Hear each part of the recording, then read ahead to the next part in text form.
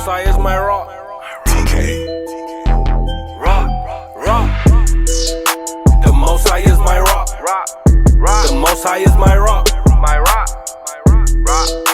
The Most High is my rock. In the name of Messiah, the Most High is my rock. The Most High is my rock. The Most High is my rock. Yeah. The Most High is my rock. I keep my Bible on top. The Most High is my rock. No time for cupcake and the cutting. Hit the streets and start cutting. The Israelites are bubbling. The Israelites are coming. I don't celebrate Thanksgiving. You can keep the stuffing. It's pagan, disdain, it's vain, it's nothing. The European Union about to hit the button. And I feel sorry for you if you think the Lord is bluffing. That's why I hit the booth and I tell the truth. Are you fishing with the truth? Tell me where's your fruit? If the Most High is your rock, don't treat him like a side piece. Come in this truth plan and treat you like a side piece. He's the God of mercy and wrath. So do you want to fly or do you keep the Bible on? Okay. Shalom, brothers and sisters. Shalom. Welcome to another class with the Israelite School of Biblical History Practical Knowledge. We're going to go ahead and get this rolling, get class going. Got a good class for brothers and sisters tonight. It comes off a question that a brother had from the Shabbat. So we're going to go into this if nobody has any questions. Before we do that, let us do our little announcements. Like I always say, y'all know the ones that tune in. You already know these announcements, but it's for the brothers and sisters that are new. We are out here at 2610 Granby in Norfolk, Virginia, 23517. We have class Tuesdays, Thursdays, and Fridays from 7 to 9. We also are in H-Town. We've been out there a while. We're in San Antonio. We're trying to get it rolling out there in Albuquerque. You got brothers out there trying to get down and get busy. We're at 8524 South Braeswood in Houston. So check that out if you want to get classes in H-Town. If you guys are there, we've been out there for about going on 15 years now. The feast, the High Holy Week is coming up. It's from the 19th, right? To the 26th. So if you want to come join us, you're local here in the area and you want to participate, join brothers and sisters. We got a few brothers and sisters coming from Philly, and I forgot where Mustafa's at. He's somewhere out there in New York. But yeah, they're going to be coming out, joining us. We're going to get together, commemorate the High Holy Week.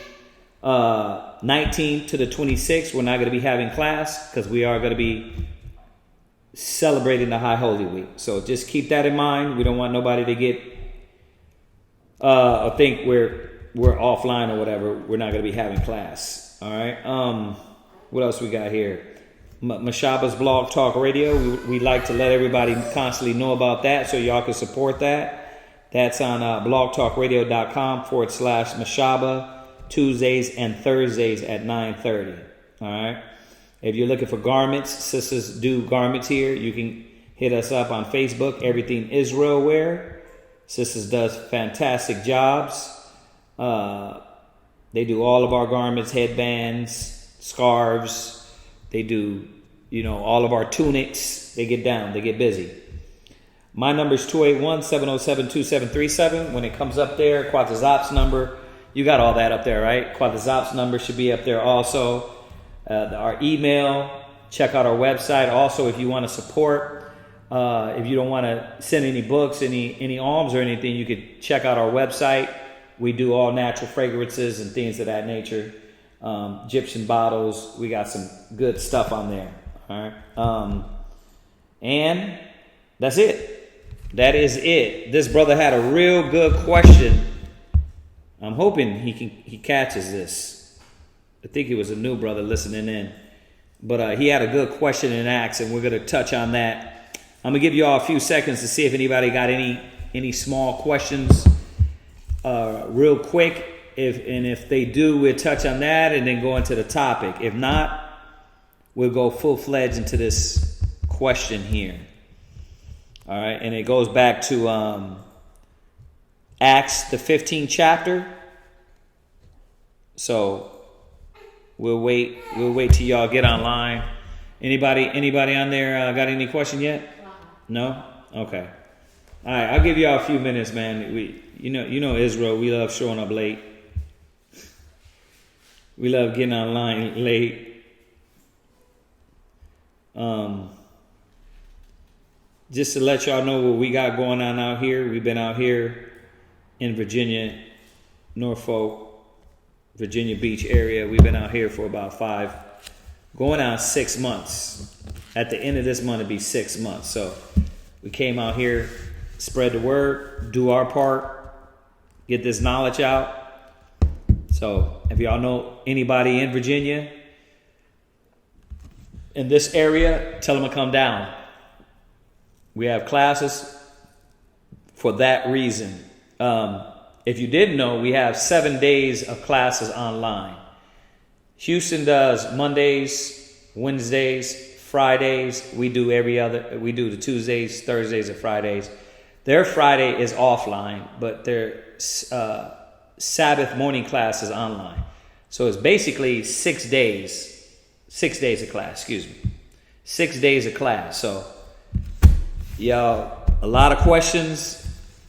Sabbath class went like 5 hours. Last Sabbath class.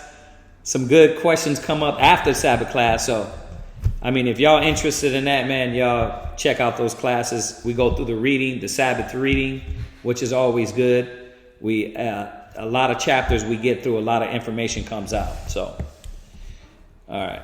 We got anything yet? No. Okay. All right. So if nobody's going to ask any questions, I'm gonna go over this question in Acts again. And I had him hold off on the Sabbath because I was like, hold on a minute, man. I'm going to go into this one in depth because it's going to be a good one for new brothers and sisters, for some old brothers and sisters. It's a good topic to go into because it goes into the law. It goes into the law and a lot of things that Paul says in the way he speaks. We don't understand a lot of it because you don't read everything Paul wrote.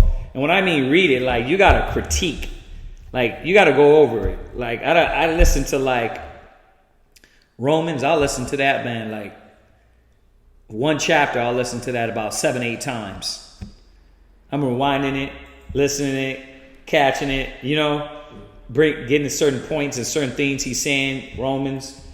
I mean, obviously, all the way from Acts, Romans, Galatians, Corinthians, when he goes into the laws and stuff. Yeah, Ephesians 2, but when he goes into like the laws, that Romans, it goes into it, man. I love that. I love Romans because Paul is not holding any punches. But the one thing you got to learn about Romans, that y'all got to start from the first chapter all the way through. Because when you start getting it in context of what he's saying, then it starts to come together. But if you do like the Christian church, you start picking and choosing, you're gonna pick and choose out of context if you don't know the entirety of what he said and what he's saying. And that's what we're going to touch on tonight. So nobody has anything, right? All right, so we're going to go to Acts, the 15th chapter. This brother put his stuff down real quick. Acts 15. And we're going to start at verse 1. Acts 15, verse 1. Yeah, Acts 15 and 1. That's right. Wake them up, Bob. Wake them up. Get them all up online. Go ahead. And certain men which came down from Judea taught the brethren and said, except ye be circumcised after the manner of Moses, ye cannot be saved. Mm-hmm. Right. Acts, the whole thing is beautiful. Just to listen to Acts And I say listen because if I'm driving and you hear me say it 1,000 million times, if I'm not sitting down and actually opening up my book and going through it, I'm taking every other opportunity in the shower, on the toilet, I'm listening, like cleaning up stuff. I'm like, instead of filling your mind with madness, these chapters, man, you can get through them. Don't just listen to it one time. Again, listen to one chapter 10 times if you have to. There's a lot of knowledge and things that you miss will come out of that. So these certain men, these brothers, you're going to see that their office, their work was from Paul teaching and going to the nations, going amongst the nations and teaching the Israelites among them. From Peter, right?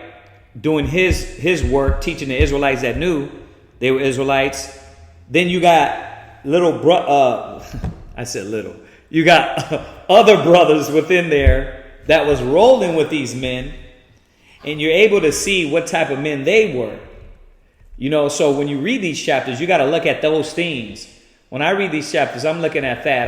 I'm asking myself, the work do we do? Because a lot of brothers try to discredit the work and how the work is done based on what they like and what they don't like, right? Oh, the work is not done like that. That's not, the work don't necessarily have to be done like that. So when I look through these chapters, I'm looking and saying to myself, well, when I look at Paul, Barnabas, Timothy, Titus, when I look at these different men in here that were rolling with Paul and Peter, I'm asking myself, well, how did they function? What was the work considered?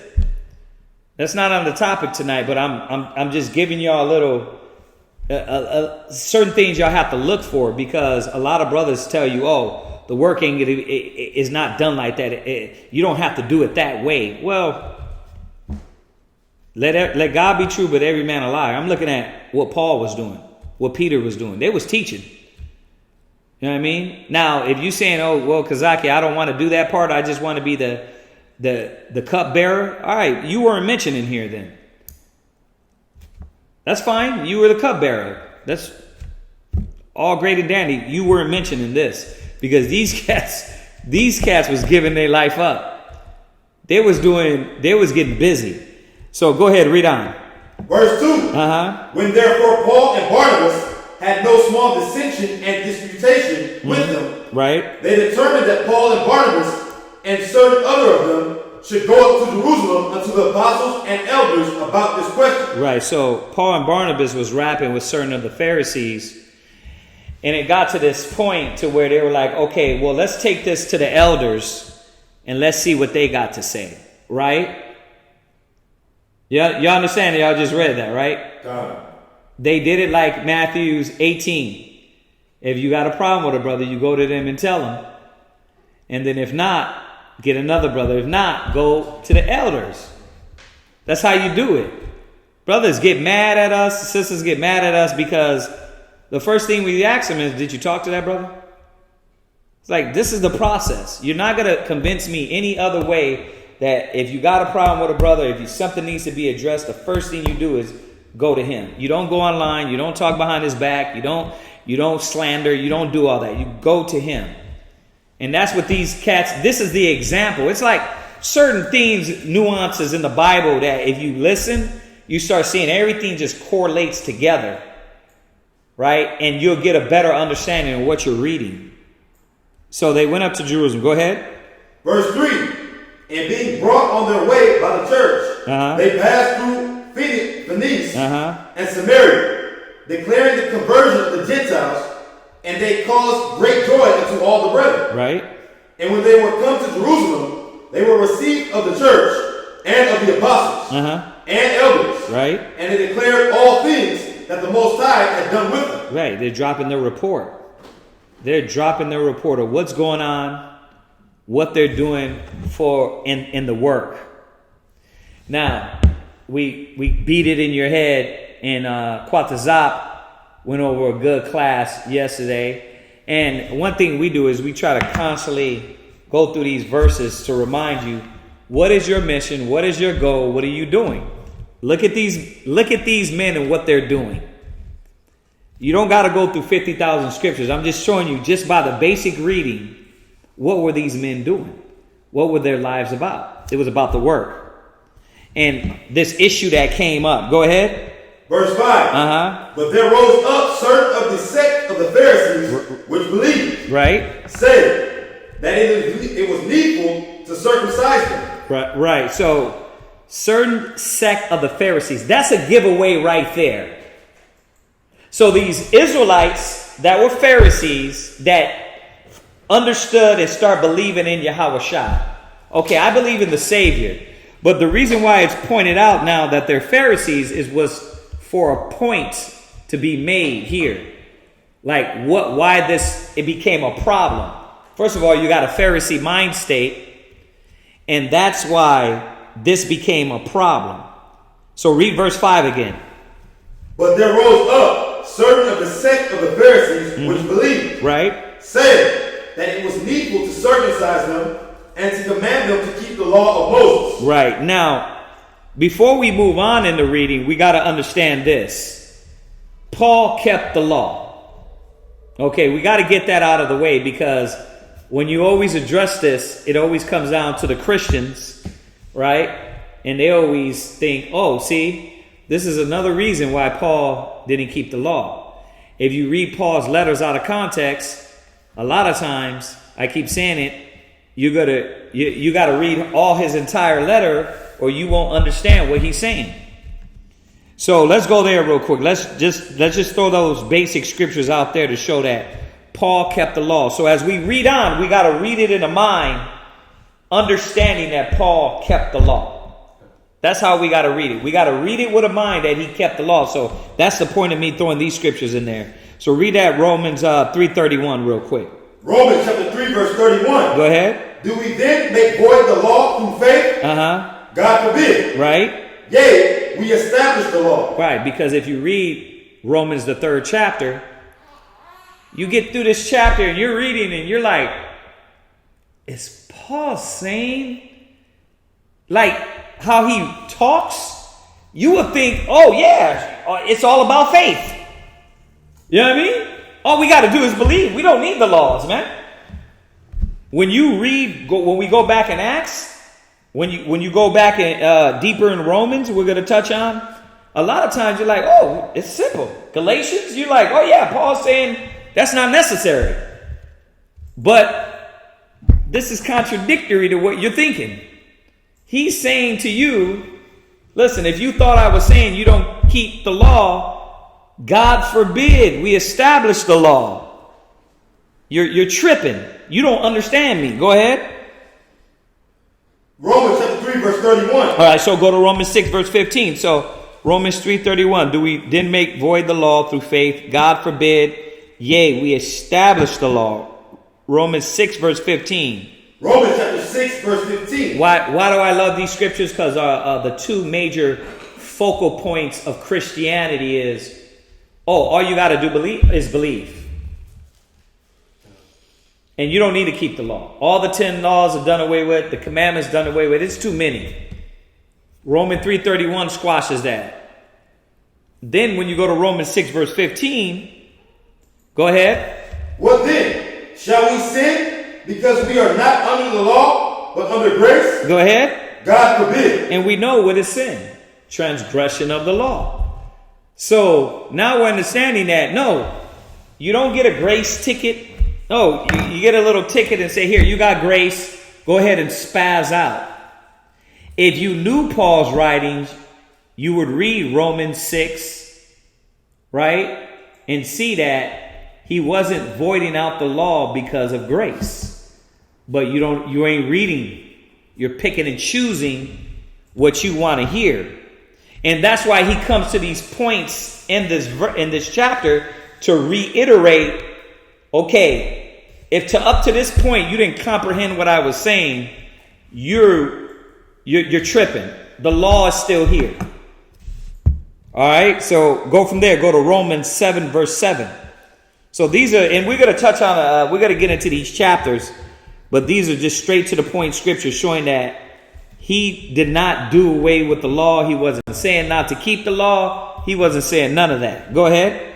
Romans chapter 7, verse 7. What shall we say then? Is the law sin? Go ahead. God forbid. Nay, I have not known sin but by the law. Right. I had not known sin but by the law. Is the law sin? No, God forbid. You would not even know sin except the law told you what was sin. You was eating that pork, you didn't know it was wicked. Right? You was sniffing those lines, it ain't hurting nobody. Oh, he's a good person. You know? You hear that a lot. Oh man, he's a good person. He doesn't hurt nobody. He's just beating off to gay porno. You know what I mean? I was watching that Watchmen the other day. This guy just sitting there, in a scene, and he just started looking at gay porn for some reason. I'm like, what the hell is going on here? But that's the thing, that you get people that think that oh he's good. The law shows us what is good. The commandments show us who is good. Those are the guidelines. Those are the rules. Go ahead. I have not known lust, except the law had said, thou shalt not covet. Right, so we get that, right? Go to 1 John 3 and 4. And I'm doing this. I know most of y'all brothers that are arsenaled up, I know you got these precepts. But once again, for the brother that asked the question, and for new brothers that need to make sure they have the right precepts in here. So this is why I'm doing it. Sisters too. Go ahead. 1 John chapter 3, verse 4. Go ahead. Whosoever committed sin, transgresseth also the law. Right. For sin is the transgression of the law. So we got that. Sin is the transgression of the law. Paul is in no way saying, hey, the law is done away with. Go to 1 Timothy's 1 and 8. 1 Timothy's 1 and 8. We're going to go back to this Acts. Got to get these out. 1 Timothy's 1 and 8. Go ahead. 1 Timothy chapter 1 verse 8. But we know that the law is good. The law is what? The law is good. Yeah, this is Paul talking again. Okay? I know the book is named Timothy's, but it's Paul talking. Okay? He said the law is good. Go ahead. If a man use it lawfully. Go ahead. Knowing this, that the law is not made for a righteous man. Why? So there you go. But why? Why is it not made for the righteous man? Because you're already doing the law. You never had to tell Abraham, hey, listen, don't be a sodomite. It was naturally in him. You never had to tell Abraham, hey, have faith. He was the example of faith, right?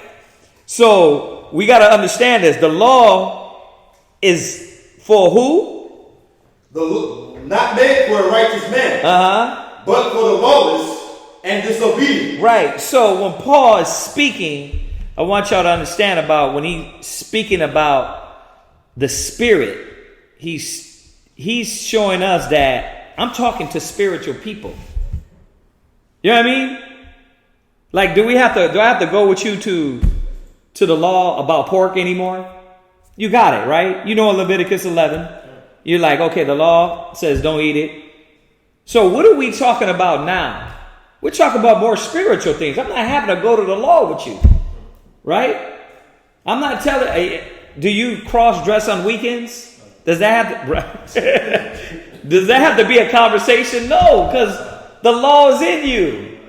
But the law is not in the lawless. Right? So it can never be done away with.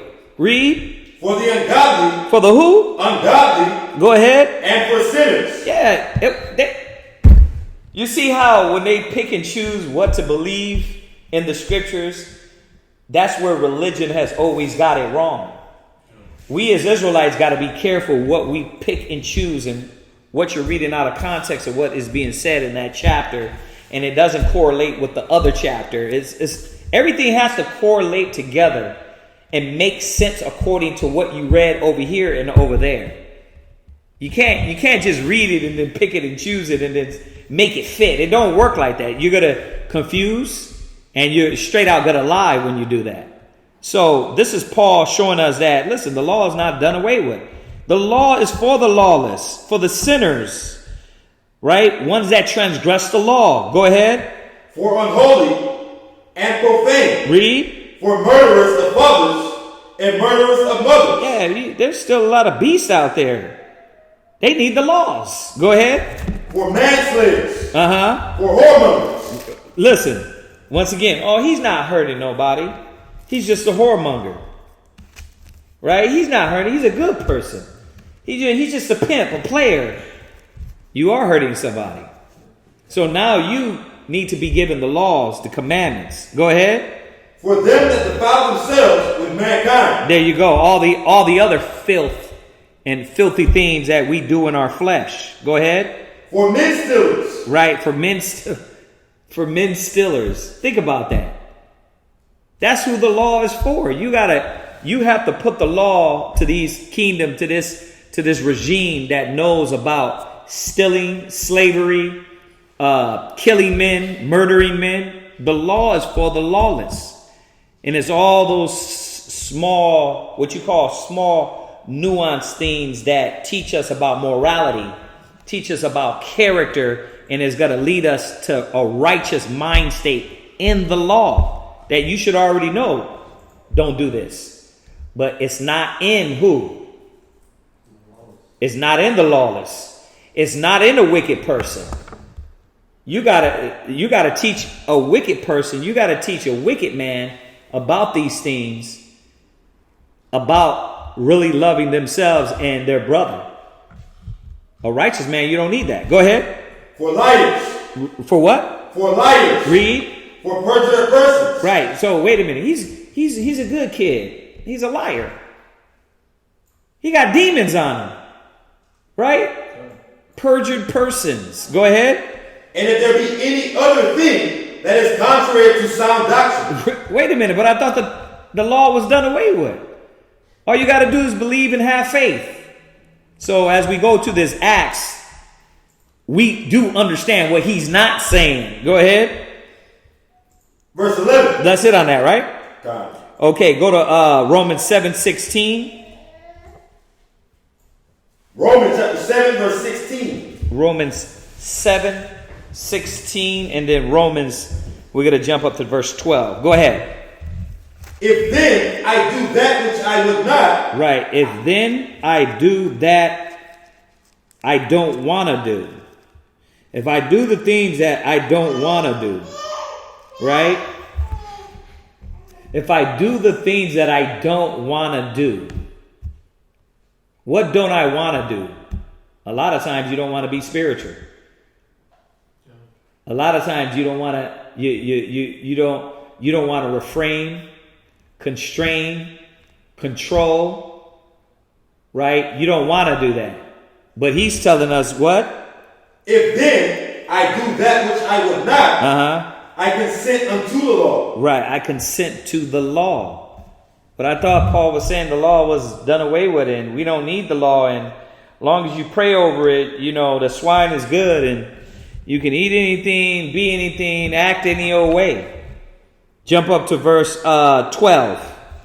Verse 12. Wherefore the law is holy. Wait a minute. The law is, man. The law is not necessary. When he meant holy, he meant like holy socks. Right?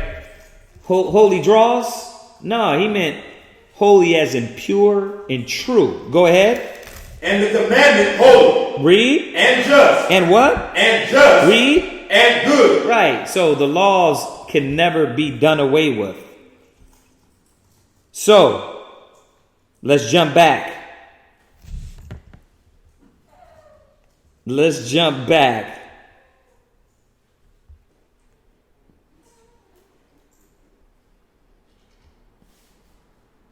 Oh, no. I'm sorry. Go jump down to verse 22. Go back to Romans 7:22. Let me give y'all these.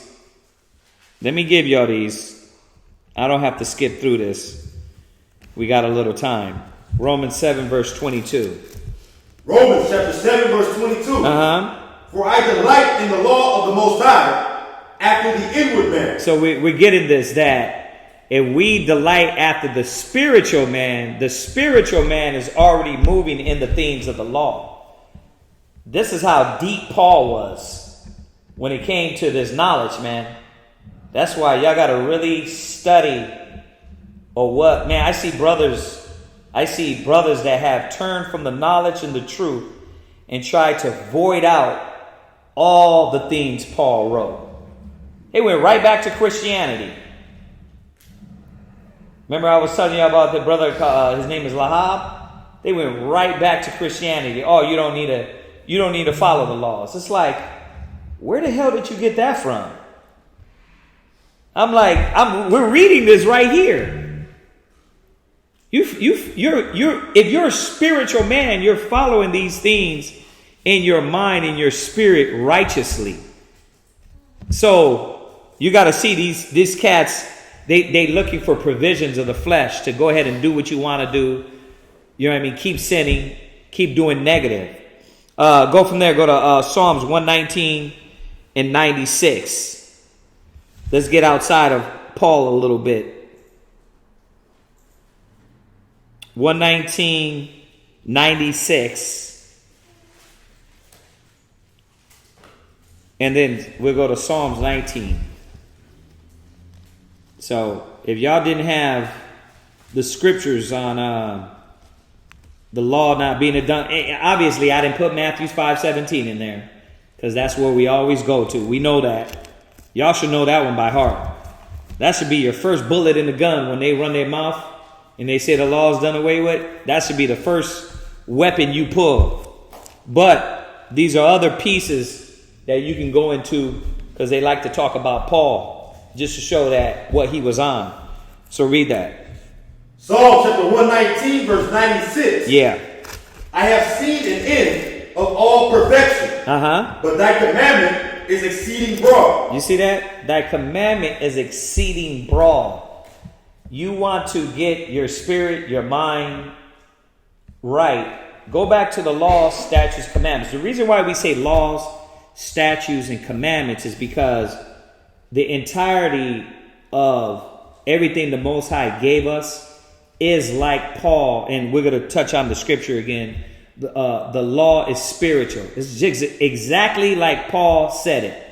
If you can go back to the Old Testament and start to really meditate on the laws, statutes, and commandments, you're going to see that all these things that Yahweh Shai taught was no different than what the Torah teaches. Nothing different. Yahweh Shai is just going deeper. Paul went deeper way to make you look at the laws, to make you think about them, right? Whether it's pork, you can go into that and say, go into the scriptures and show them you are what you eat. Look how defiled the pig is. Why didn't the Most High want you to eat these things that were defiled? Yeah, we know it's going to destroy your body and give you worms in the brain and all that good stuff. But let's talk about why we are not to become those things. You see, the law can go deeper than just, oh yeah, it says don't do it. Because that didn't work. That didn't work for Israel. Right? Thou shalt not. They got jaded with that. Oh, we're doing another stoning. Let's go. Oh, she's an adulteress. Let's go. Right? All the way up till the Pharisees, to where it was just robotically following the commandments instead of the law being in their heart. Okay, so read on. Come on. Verse 97. Oh, how love I thy law. It is my meditation all the day. Right. Thou through thy commandments has made me wiser than mine enemies. Check that out. That's what the laws do. Why would we want to do away with those things? Through the commandments you made me wiser than my enemies. Go ahead. For they are ever with me. I have more understanding than all my teachers. Read. For thy testimonies are my meditation. I understand more than the ancients. Read. Because I keep thy precepts. Read. I have refrained my feet from every evil way, that I may keep thy word. That's what the law does. It teaches us how to walk in the right path. See, and that's why the laws, commandments are in the future going to be written in our inward parts. They're never going to be done away with. Go ahead. I have not departed from thy judgments. For thou hast taught me. How sweet are thy words unto my taste. Right. How would you know how to judge something? And that's why you see the judgment of people is off. How to judge.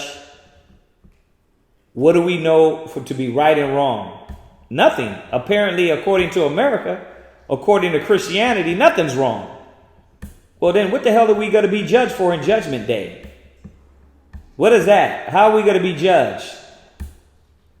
Right? We're going to be judged by the intent of your heart and by these laws that was supposed to be imprinted in your spirit. Now, I'm going to say this. Is the laws going to save you? No. You know why that has to be said? Because a lot of people just do the laws robotically. It wasn't the surface of the law that was going to save you. Oh, yeah, I did it. It was what goes deeper, the spiritual understanding of these laws that is going to save us. Right? Because that's what makes us understand and appreciate the grace. Because that's really what Yahweh Shai gave us. The laws didn't give us that. The law didn't give you grace like Yahweh Shai did. Y'all see that? Go ahead. Yea, sweeter than honey to my mouth. Through thy precepts I get understanding. Yeah, you know, that's why have you started to like and love studying the knowledge? You know, me and Quatazat, we talk about it. Sometimes we're out on the phone with each other and we get excited over the scriptures. You get excited over what you're going over. You know, you want somebody to enjoy it. Is it exciting to you? The wisdom, the word. It was sweet. These are the things that's supposed to be sweet to you. The reason why your life is the way it is because you don't know what to put above all. The things that's supposed to make you joyful and happy is not spiritual. Remember, the carnal's got to fade away. So the laws are the thing that's supposed to be sweet to you. Go ahead. Therefore I hate every false way. Thy word is a lamp unto my feet. And that's the part I wanted to get to. Thy word is a what? A lamp unto my feet. And a light unto my path. The law keeps your sight illuminated to where you be able to see where you're going to step and walk in a wicked, dark world. You need the law. Though I walk through the valley of the shadow of death, I will fear no evil, for thou art with me. Right? Thy rod, thy law, it's going to comfort me. When I look, these are my gargles, the law, statute, commandments. Okay. How do I know what is moral, righteous, life, wisdom, good? Through the commandments. All right. So we got that, right? Okay. Go back to Acts 15 and 6. Acts 15 and 6. And let's get through this chapter. Got to do that. Go ahead. Acts chapter 15 and verse 6. And the apostles and elders came together for to consider of this matter. Right. And when there had been much disputing, Peter rose up and said unto them, Men and brethren, ye know how that a good while ago the Most High made choice among us, that the Gentiles by my mouth should hear the word of the gospel and believe. Right. And the Most High, which knoweth the hearts. Peter's talking because remember the Most High went to him dealing with Cornelius. Right? So he's like, okay, hey, remember the Most High also enlightened me to teach these Israelites scattered amongst the Gentiles. Go ahead. Verse 8. And the Most High, which knoweth the hearts, bear them witness. Right. Giving them the Holy Spirit, even as he did unto us. And put no difference between us and them, purifying their hearts by faith. Right. Read. Now therefore, why tempt ye the Most High to put a yoke upon the neck of the disciples, which neither our fathers nor we were able to bear? Right. And this is where the question goes in. What is that yoke? That yoke is the burden of the law. But it's going to go down and edify. Okay, what verse you at? You verse 10, right? Okay, hold that. Let's go to Matthew 23 and 4. Just to go over what is the yoke. Matthew 23 verse 4. Let's read that. Matthew 23 verse 4. Yeah. For they bind heavy burdens and grievous to be borne. Right. So who? Who is he talking about? Scribes and Pharisees. He's talking about the scribes and Pharisees. They bind heavy what? Burdens and grievous to be borne. So if we understand anything about the Pharisees and the Sadducees, they were carnal minded. They didn't understand the law. They swore they did. They swore they understood about the law and the commandments. But every step you look at and how they dealt with Yahushua, they didn't understand the law. So the woman was brought up and caught in adultery. What does the law say? The law says judge her, right? And stone her, right? Yahushua wasn't hearing none of that. Did he do away with the law? No. What did he do then? Why didn't he stone her? He wanted to give her a chance to get it right. Okay, well, pertaining to the law, how does it correlate? Let's put our minds in Yahushua and what was he doing? Because if you look at a Pharisee, he's going to say, bruh, you didn't do according to the law. Right? Okay. If somebody wanted to really analyze that move that Yahushua did, having this woman being brought up on charges of adultery, and Yahushua ignoring everything they were saying and went down and drew in the sand, right? Why didn't he say, okay, well, let's bring the witnesses. Let's do what the law says. What was Yahushua doing? Why did he deal with them that way? Because the Pharisees were, first of all, they were liars. These cats, watch, go jump up a little bit, just to show you why the mind state of the Pharisees, why Paul was always getting at them also. You're at 23 and 4, right? God. Okay, you're going to read 1. Verse 1. Uh-huh. Then spake Yahushua to the multitude and to his disciples, saying, the scribes and the Pharisees sit in Moses' seat. Right. All therefore whatsoever they bid you observe. Right. That observe and do. Right, because they're going to tell you the things in the law. Right? Go ahead. But do not ye after their works. Right, because they're hypocrites. So this is where this circumcision thing comes in. Paul and Peter were dealing with these brothers that were Pharisees, right? Dealing with these men that they knew the truth, but they were bringing that Pharisee mind into the truth. It's like right now with Israelites. They bring the Pharisee mind. Instead of putting Yahushua and mingling in like that, what they're doing is, no, the law is first, Yahushua is second. It don't work like that. Yahushua, he turned the world upside down. Right? So you got to go from the comprehension of what Yahushua was coming from. Yeah, he could have stoned her. And I say that every time we talk about the Sabbath, right? All the work he did on the Sabbath. And technically, in the things that he was trying to show them, why celebrating the Sabbath. He wasn't breaking the laws. Yahushua didn't break the law.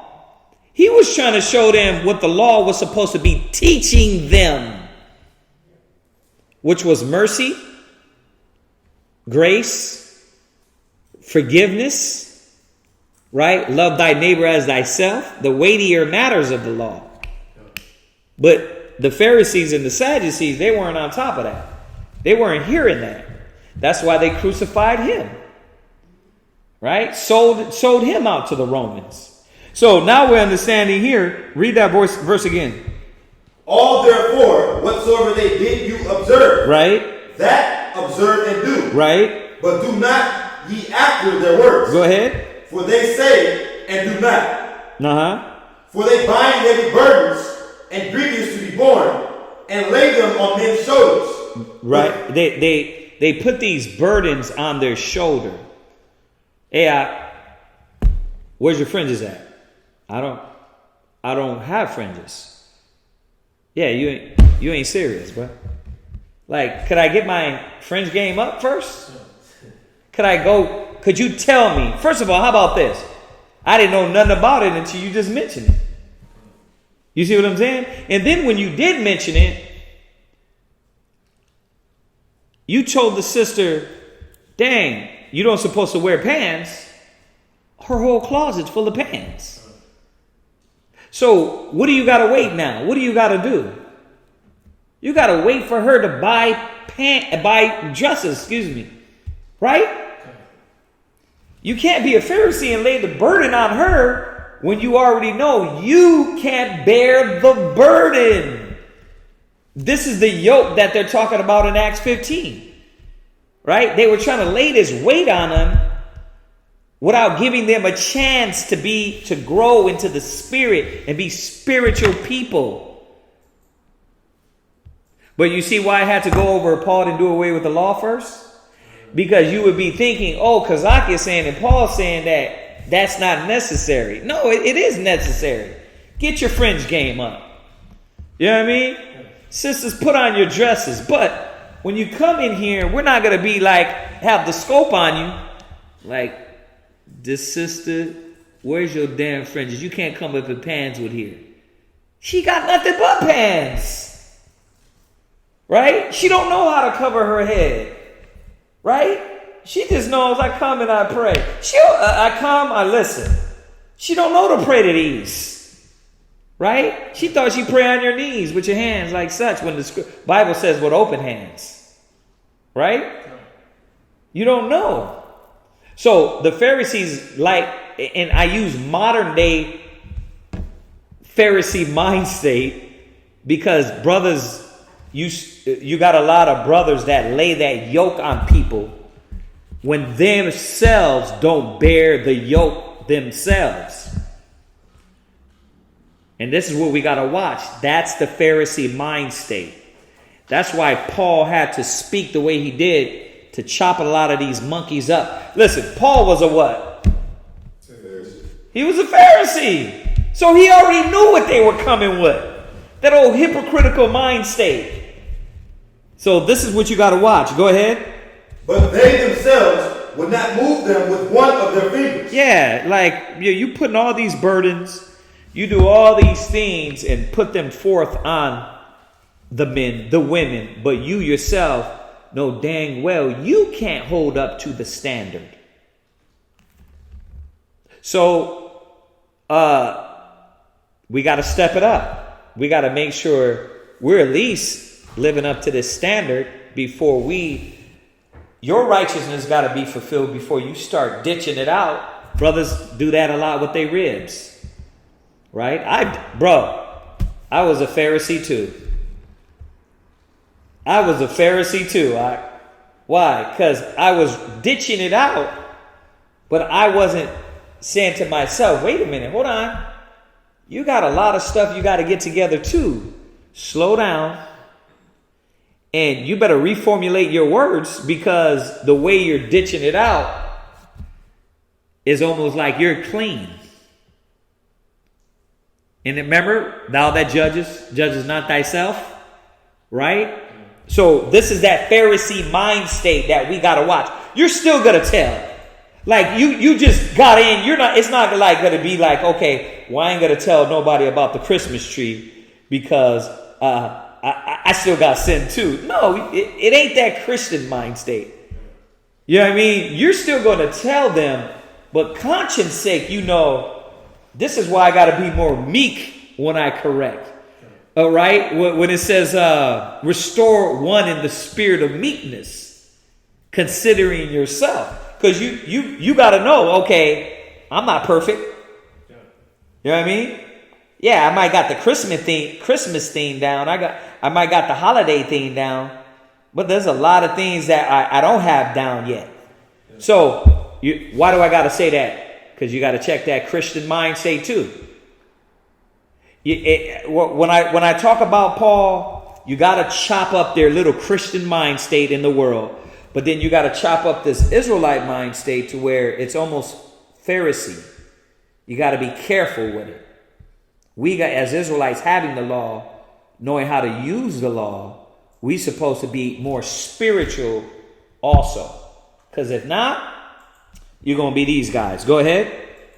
But all their works they do for to be seen of men. And there you go. And everything you start doing, it starts to be seen of man.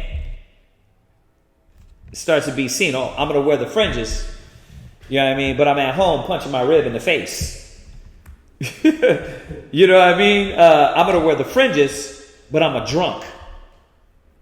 You know what I mean? I'm going to wear the fringes, but I can't even get along with the brother next to me. You're a Pharisee, right? But you take pride in the fringes more than what? More than keeping the spiritual things of the law. And this is what Paul is going to go into, man. Paul is cold. All right, so where are we at? Come on. Verse 5, second precept. Okay, let's go into that. Read that. They make broad their phylacteries, right, and enlarge the borders of their garments. Right. So it's about the physical thing. It's the physical instead of the spiritual. And I am going to say this very clearly.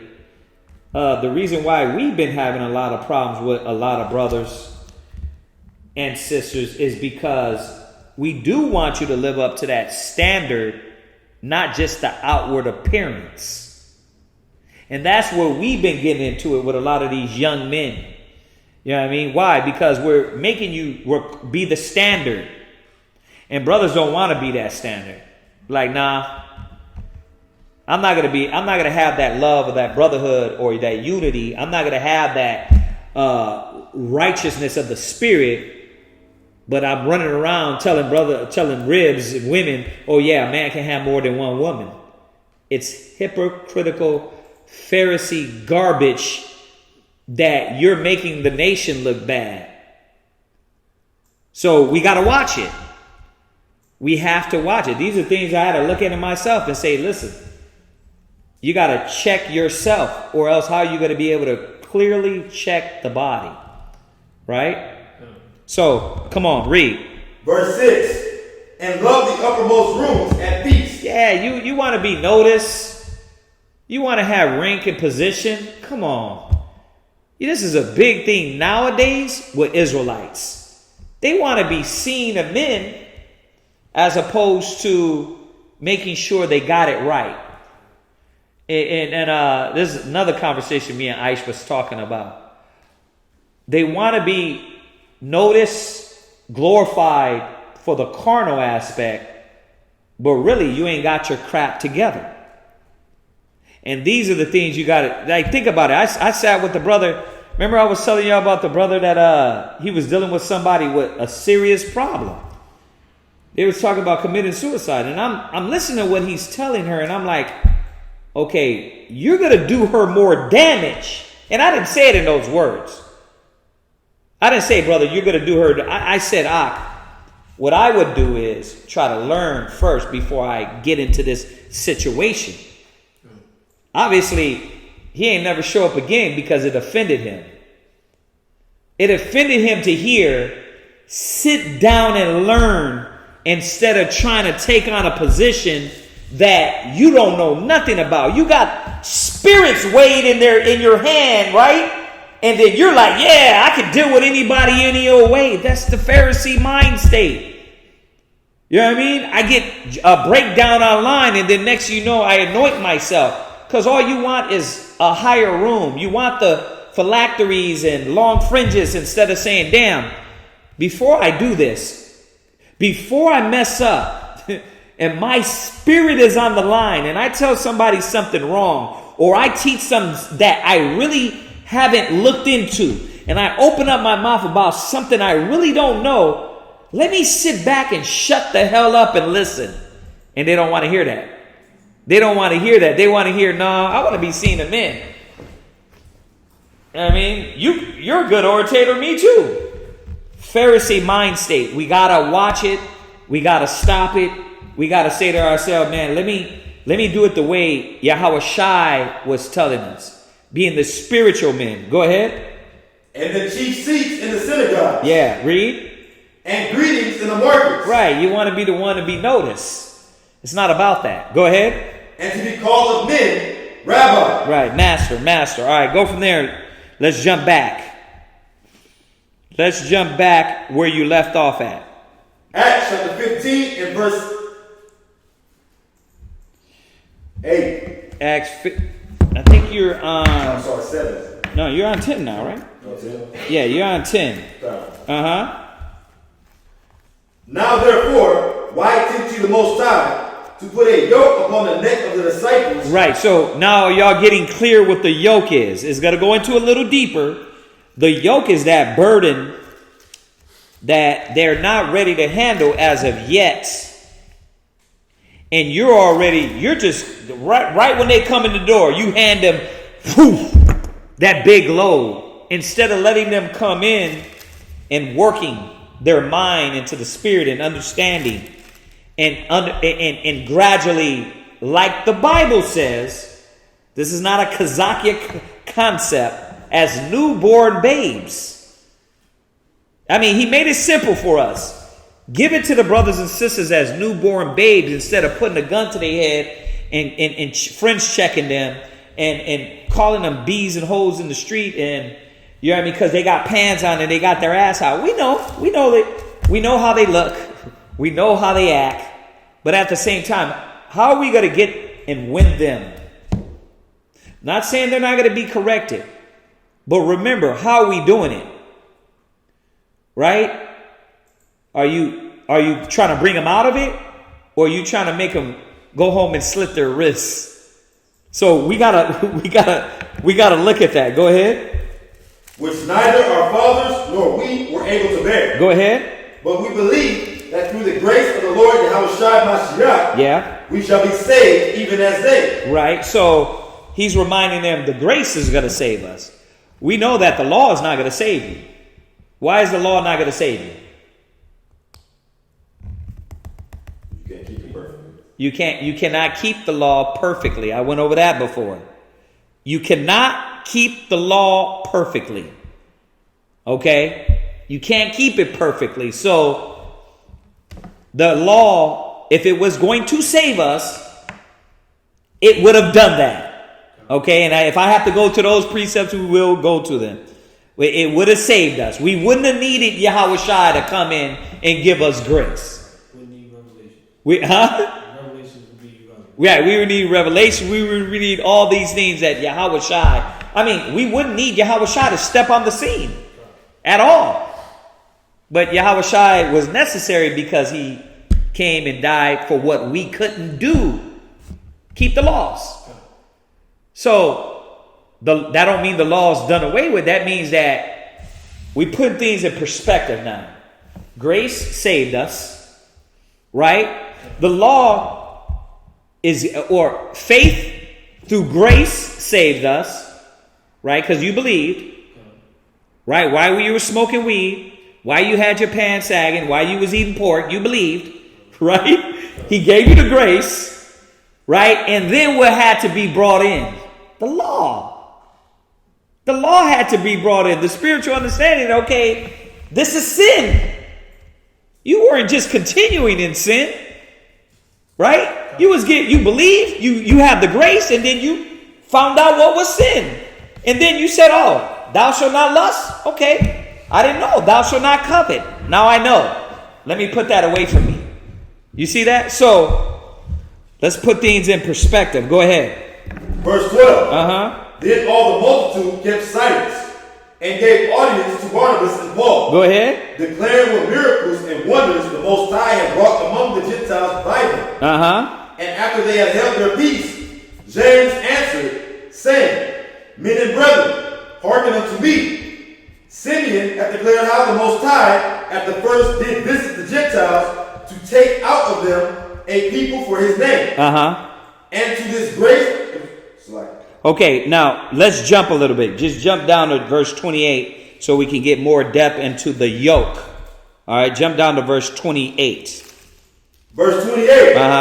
For it seemed good to the Holy Spirit and to us to lay upon you no greater burden than these necessary things. Right. So we're not going to lay on them the burden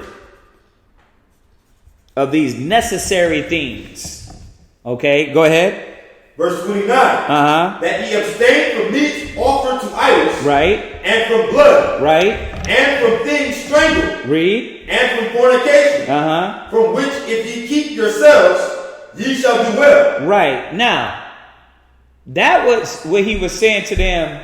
As you go into the laws and commandments, let's start out with the basics. Right? No idolatry, no worshiping other idols and sacrificing to other gods. Right? And he said fornication. Right? Let's start out with that. This was only a gauge to get these Gentiles that grew up with all these demonic customs to start following and start little by little learning the will of the Most High. This is what they were putting on them. They weren't just going to go throw the whole weight of the law on them. Like, listen, y'all got to start here. This is all. They was like, okay, let's start out with the basics. Let's start out with your beard. Don't line your beard. Right? Or do you come in and you get the whole 360 million laws? Huh? You come in, AI, man, you know we don't supposed to line our beard, right? Well, damn, I don't even have a beard. Exactly. So let's start with that, right? Shalom. Then you come back. Then little by little, then as you're learning, you're watching, you're like, okay, you hear in class certain things. Like somebody just heard they're not supposed to line their beard, right? For the first time. But did they get the whole law on them? No, it was basics, right? Or what we call basic or essential things in the law to get these brothers and sisters' mind in the right place. Go ahead. So that's 29, right? So go to Galatians 2 verse 14. Let's see what Paul was really getting into. This is why they had to lay these things down. This is how he was talking to all the other cats, all the other brothers. He was talking about the Pharisees. Check this out. This is Paul going in on them, how they think. Go ahead, read this. Galatians chapter 2, verse 14. But when I saw that they walked not uprightly according to the truth of the gospel. Right.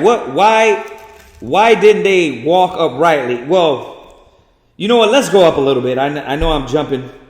Let's go up a little bit. Jump down. Jump up. Dang. Let's start from verse 1. Read quick.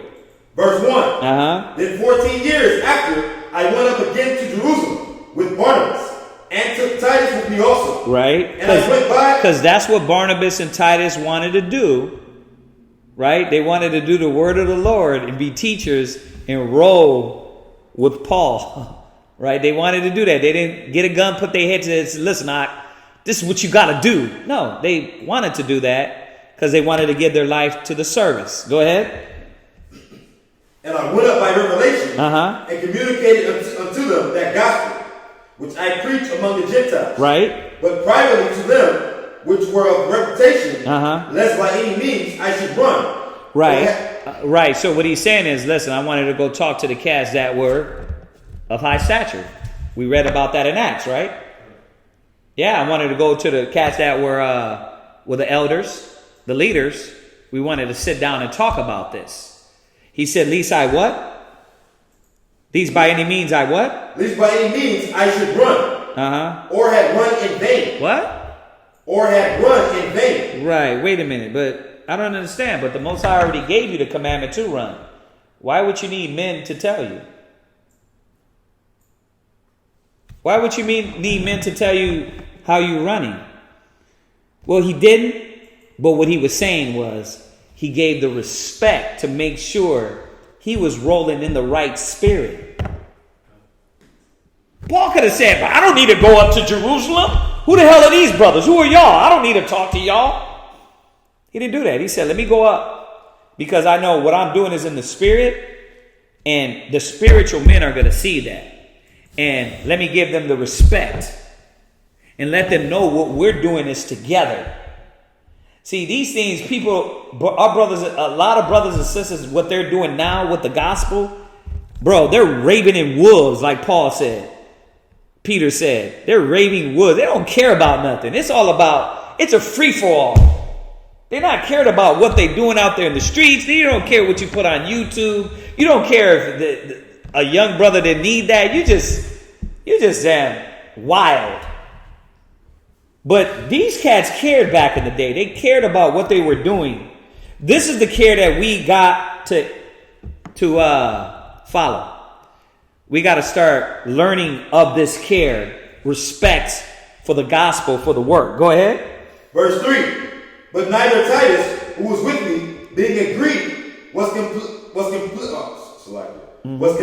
be circumcised. Right. So Titus was rolling with Paul, right? Titus, his Greek. You know what a Greek is? Anyone? Real quick. A Greek was a Hellenist. These were Israelites that spoke. It basically like you. You're a dang Hellenist. You're born in America, raised with American customs, right? But you're a Hebrew Israelite. But when they looked at us, what did they call us? Gentiles. They call us Greeks. They called you Grecians, yeah. So this is what Titus was. Go ahead. Verse 4. And that because of false brethren unawares brought in, who came in privily to spy out our liberty. So, but neither Titus, who was with me, being a Greek, was compelled to be circumcised. So Titus, Paul is rolling with him and teaching him, right? At this time, obviously Paul is saying, I didn't force circumcision on Titus. I didn't push this in his face like, listen, let me see it. Are you circumcised? Right? Let me see it. Hold on, before you step through these doors, where's your fringes at? He was like, he wasn't compelled to be circumcised, but now you're going to mess up this dude's conscience. Watch, check this out. And this is what Acts 15 is about. Okay, this is part of it because it goes deeper. Go ahead. Verse 4. And that because of false brethren unawares brought in, who came in privily to spy out our liberty, right? Which we have in Mashiach Yahushua, that they might bring us into bondage. Now, listen. Did Paul keep the law? You know why you got to keep reiterating that? Because when you read this alone, you're reading like, wait a minute. See, you're trying to put them under bondage under the law. No, he was trying to give the men, the Gentiles, enough of spirit so they can want to do the things in the law. Not like a lot of brothers and sisters now, the Pharisees, what? Oh, you got your fringes, you got all this stuff. I'm going to work backwards. I'm going to work on my outward appearance, but inwardly, I'm still that nigga. Right? That's why you hear of Israelites shooting their wives. Because you gave this nigga rank, a position, a t-shirt, and he was still a damn psycho. Because you were hard up for members. Right? They stabbed each other. They killed each other. It's like, bro, you're like, what are you doing? But this is because, you know, it reminds me of scripture in Proverbs. It says about a king that desires people. is wrong, because you're looking for more people to be around you instead of saying, wait a minute, this brother got mental damn issues, man. Nah, we ain't gonna give him that power. We ain't gonna give him that control. Now, that being said, I'm not saying brothers are not gonna be given the chance, because that's what we do too, right? We know brothers fight the battles, right? But there's certain things that you got to look through, and you got to say, okay, this is how it is to be a bishop. Come on, man, step up to these standards, right? Right now, I'm not saying there's not going to be Judases and psychopaths, because a lot of times some brothers lie, sisters lie, right? You meet them on Facebook, they throw in scriptures, right? And then next you know, they got a whole nother Facebook, right? The Niglet Facebook. Butt naked in the club with booty shorts on. So we know that, but there should still be a pushing for the standard. Go ahead, read. Verse 5. To whom we gave place by subjection. No, not for an hour, that the truth of the gospel might continue with you. Right. So he was saying, okay, these cats came among us, but listen, we're not tripping on these brothers. We're not tripping on them, because you guys are coming in to spy out our liberty and not understanding we still in the spirit. The thing is that we're not forcing this down cat's throat. We're letting the gradual growth in the spirit take place and take hold, because that's what's going to be longevity. Not this old, I come in, I die for the truth, I come in, start running. The race is not to the swift. They come in running. You got brothers come in, brother, I'll do this. Yeah, but Hebrew Israelite to death. All right, well, listen, you got to put away that weed, because we know you smell like it. Well, the other brothers said, right? You get a lot. There's niggerism. I can go all days on the niggerism that be out there. You know what I mean? And then the next you know, he's like, you know what? I'm not going to be judged. So he's going to find a way through the scriptures to say what? Well, I can get high and teach the word of the Most High. Most High gave us the herb, brother. And now guess what? He got a whole congregation of niggas that's high as hell teaching the word of the Most High. You're trying to explain to him anything that's smoking. Right. Right. It's like they ain't getting it. They ain't getting it. But because they wanted to engraft that fleshly desire into what the truth is. So Paul had to check these guys, be like, listen, y'all can come in and spy at our liberty, but it don't mean nothing to me. Go ahead. Verse 6. But of these, who seem to be somewhat whatsoever they were. Right, you hear? He's like, whatever y'all niggas think y'all are, I don't care. Watch. Go ahead. It maketh no matter to me. Go ahead. The Most High accepted no man's person. Right. For they who seemed to be somewhat in conference added nothing to me. But contrariwise. Right. When they saw that the gospel of the uncircumcision was committed unto me, as the gospel of the circumcision was unto Peter. Right, because these men had to realize, wait a minute, this is this brother's job. This is what he's doing. This is what Peter's doing, what Paul's doing. They doing the work, but they're in two different missions. Mind you, there are two different missions. You can't say, yeah, I'm doing the work, and you ain't doing crap. They were doing the work. Go ahead. Verse 8. For he that wrought effectually in Peter to the apostleship of the circumcision, the same was mighty in me towards the Gentiles. Right. Go ahead. And when James, Cephas, and John, who seemed to be pillars, perceived the grace that was given unto me, they gave to me and Barnabas the right hands of fellowship. Right. So Barnabas was rolling with Paul at this time. He's like, okay, y'all cats, James, Cephas, and John, y'all seeing what we're doing, and you giving me daps like, good job. Keep y'all do what you're doing for the Most High and Yahweh Shai, right? Go ahead. That we should go unto the heathen, and they unto the circumcision. Right. Go ahead. Only they would that we should remember the poor. Right. Go ahead. The same which I also was for to do. Yeah, they're like, listen, you going to run amongst these heathens, you know what I mean? Just remember the brothers and sisters that's in the ghettos and the slums that's broke. He's like, yeah, and I was already in that mind, Paul is saying. Go ahead. Verse 11. But when Peter was come to Antioch, I withstood him to the face, because he was not to be blamed. Right. For before that certain came from James, he did eat with the Gentiles. So Paul had to respectfully step to Peter and let him know, hey, when these brothers was around and you weren't here, this is how these men were rolling, right? But now that you come around, go ahead. But when they were come, he withdrew and separated himself. Right, but James stepped into the back like, I'm not rolling with Paul, because these cats dealing with these wild niggas, right? Or, excuse me, these uppity folks, bougie cats. So he stepped back, right? So Paul is telling them this, Peter, bruh, you were supposed to check this out. Go ahead. Fearing them which were of the circumcision. Right, you see that? Oh, he rolling with them, man. See, but that was off. Because he was supposed to do what he did. Go ahead. Verse 13.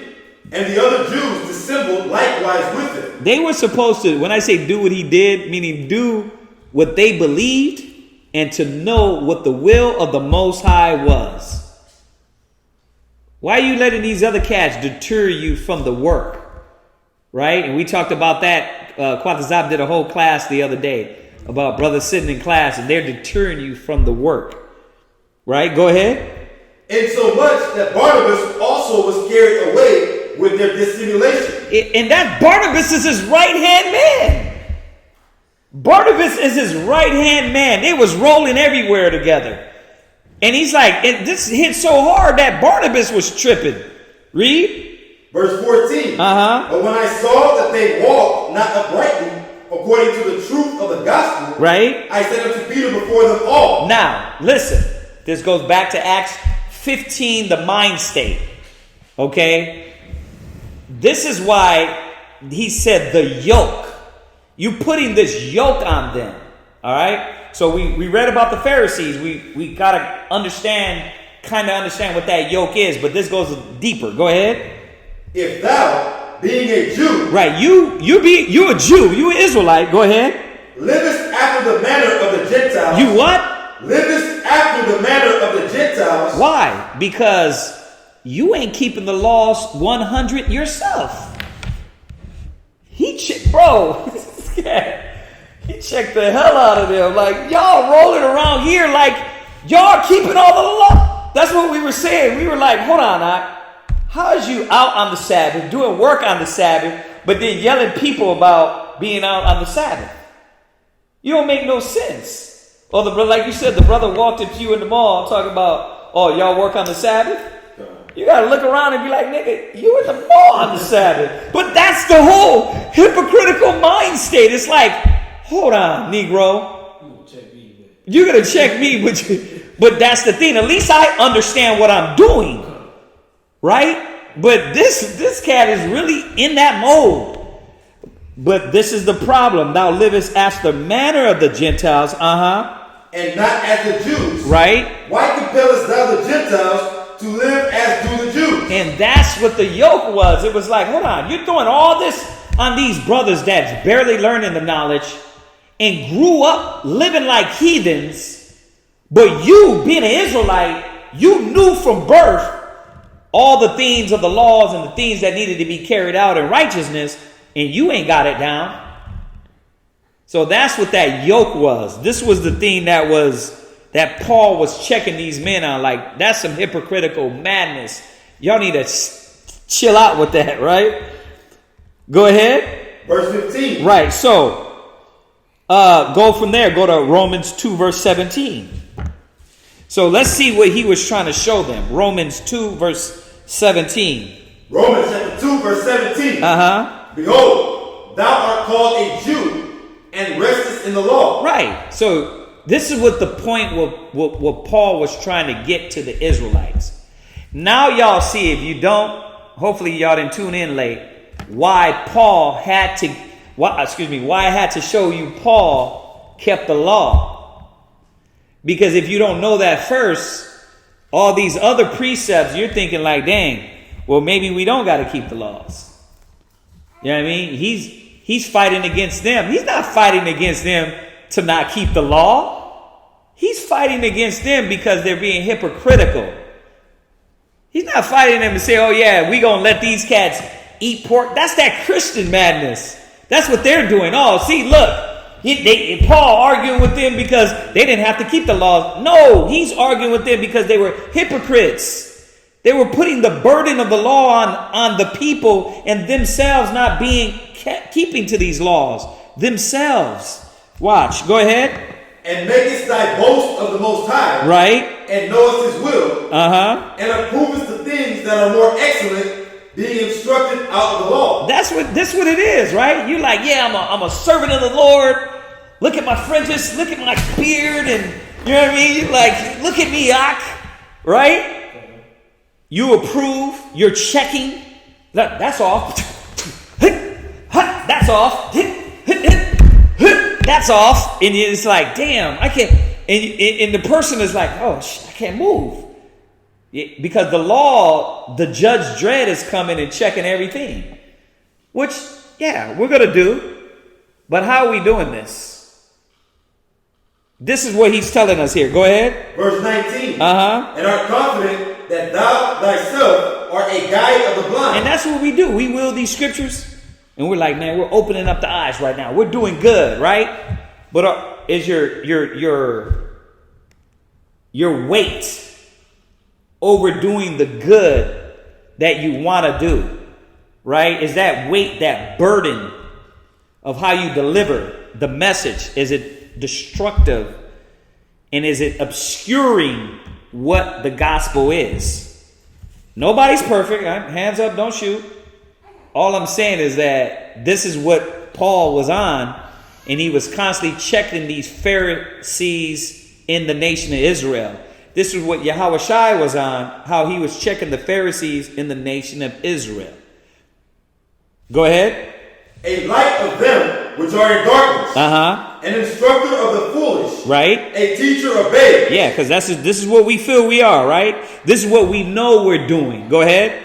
Which has the form of knowledge and of the truth in the law. Go ahead. Thou therefore, which teachest another, teachest thou not thyself? You see what he was saying? This is what he was checking. He wasn't telling them not to keep the laws. He was checking them and letting them know, listen, stop being a damn hypocrite. Are you doing it? You live after the manner of the Gentiles, but you're not perfect, but you want these cats to be perfect. That's not the way we're supposed to do it. That's not the way it's supposed to be given. Because if not, the conscience of that brother or sister is going to eat them up. You know what I mean? Now, once again, this doesn't give you right to, I never stopped smoking cigarettes. I never put down the pork. It's not saying that either. You're supposed to, as sincere babes, receive the gospel, the knowledge, and let that transformation move you forward to perfection. So this is why the word is not to be played with, because on one hand, you got the Christians giving people leadway to sin. On the other hand, you got the zeal of my people have eaten them up to where they have a zeal, but not according to knowledge. It's like, okay, you got a zeal, bro. You got the knowledge, but how are you delivering this?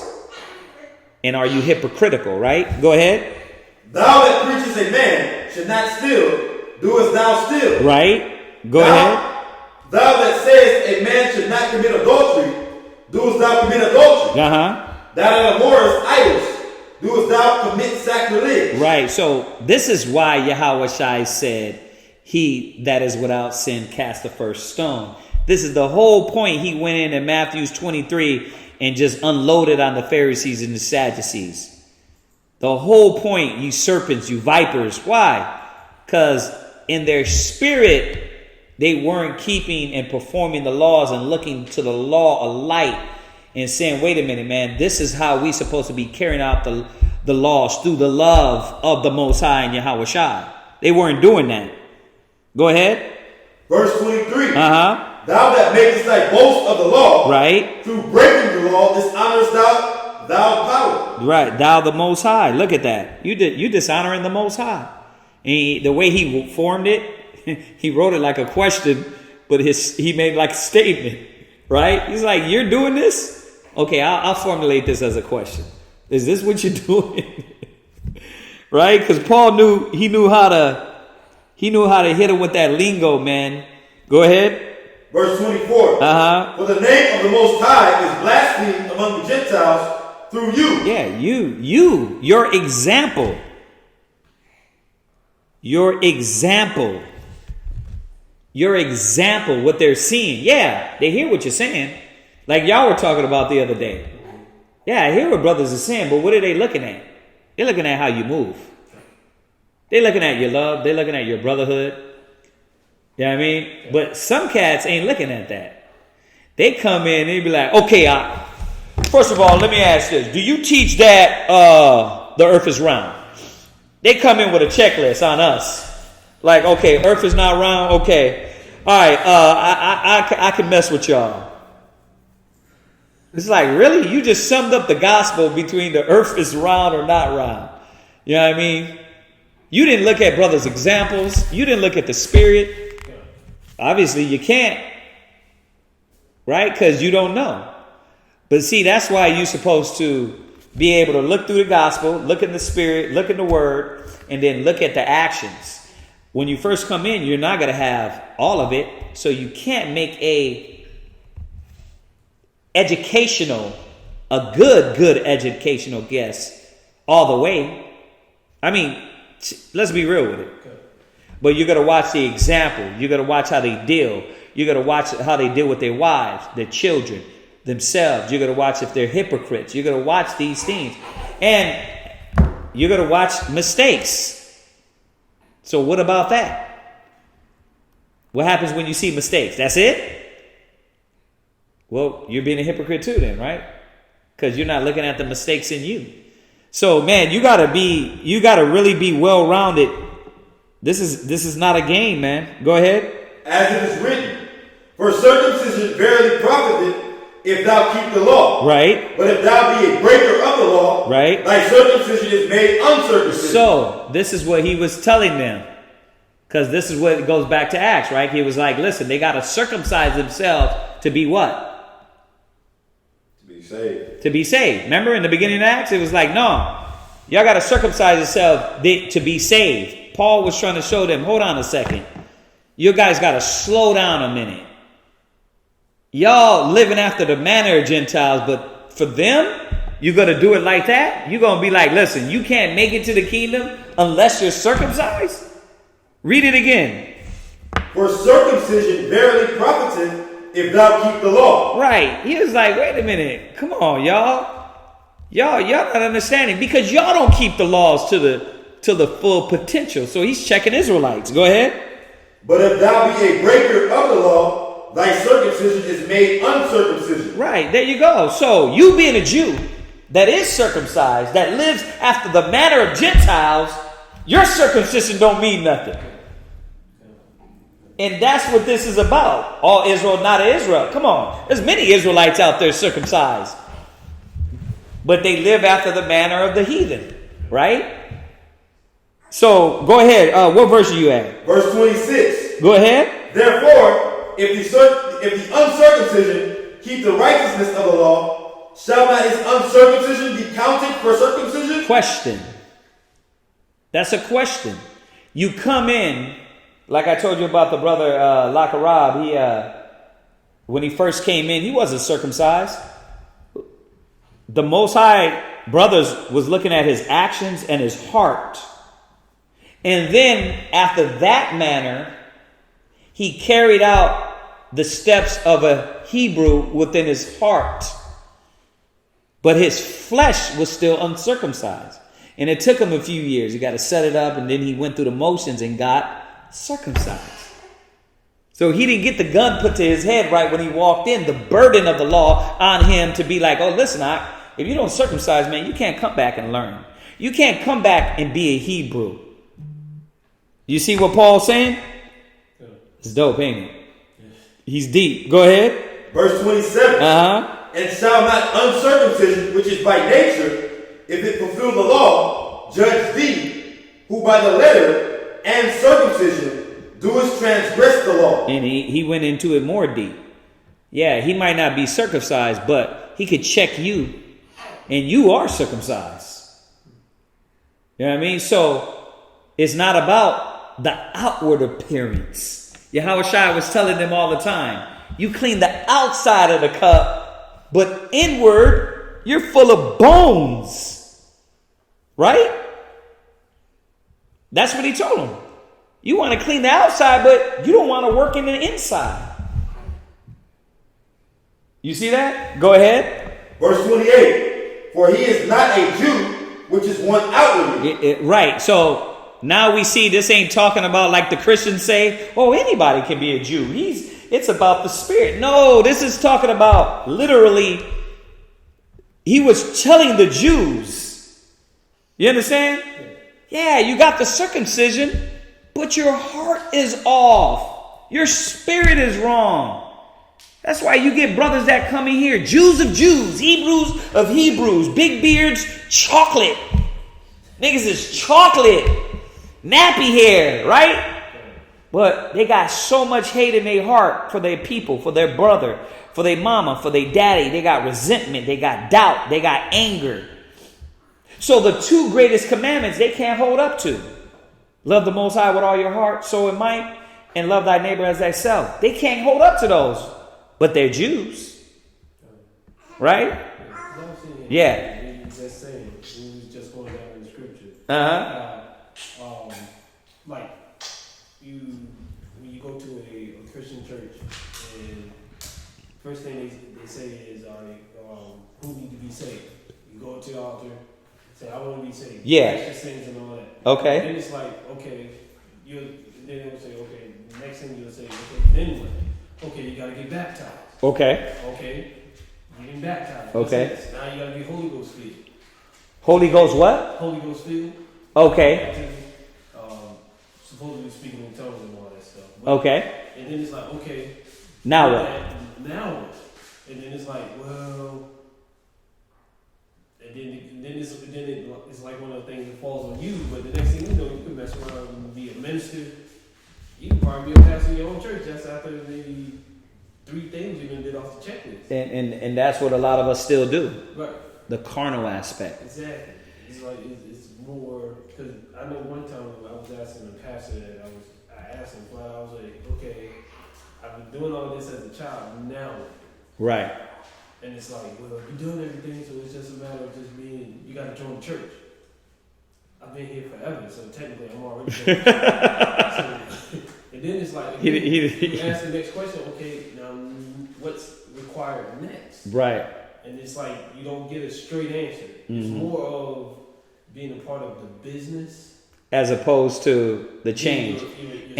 I'm glad you said that, because that's the thing with Israel, is that brothers, they want to be part of the business. And what I mean business, meaning like the work, right. whether it's flyers, street speaking, the business, or what we do. Instead of saying, okay, is this in my heart? You know what I mean? And a lot of us elders, we want the work to be done. But, and this is why I said that S.O.W had a good class yesterday. We want the work to be done. So you're trying to push, because the harvest is plenty and the laborers are few. But you're not realizing, bro, you're pushing people that just don't want to do that. Like, so you're thinking like, yeah, you can do it. And it might come from a good place. Sometimes it might come from a bad place. Like I said, if you're just giving out t-shirts just to get a numbers game up because you win with more numbers, that's something wrong with that. But there's a place where it might come from good, but it's not necessarily right either.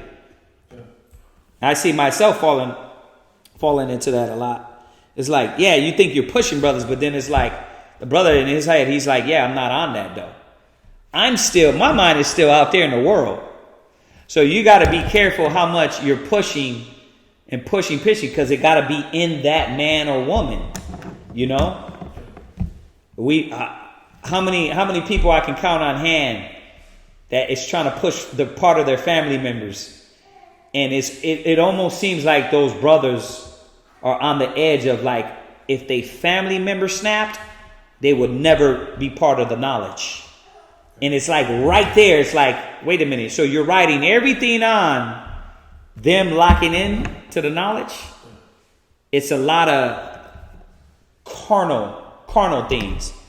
And you know what I mean? I'm going to put it on blast because I've been around the truth a lot. I've been in the truth since birth. I've been putting in work since I was a kid, but at the same time, these are the things that hold us back spiritually.